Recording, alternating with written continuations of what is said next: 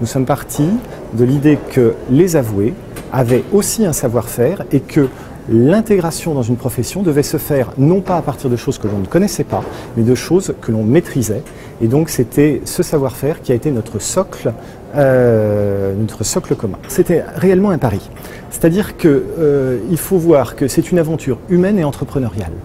Nous avions des salariés au sein de nos structures qui ont été ballottés pendant 3 ans, qui ne savaient pas ce qu'allaient devenir les structures. Nous-mêmes, nous ne savions pas ce qu'allaient devenir nos structures à partir du moment où nous perdions un monopole et un tarif.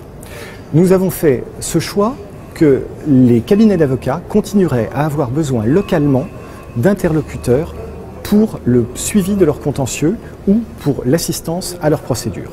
Nous avons travaillé sur notre offre, nous avons élargi notre offre, notamment en la présentant dès la première instance, et nous avons permis donc au cabinet de réaliser des économies d'échelle en s'appuyant localement sur des interlocuteurs parfaitement identifiés, parfaitement au fait des usages de leur juridiction et parfaitement à même de traiter et de suivre localement le contentieux qu'ils confiaient. Ça a été une évolution majeure.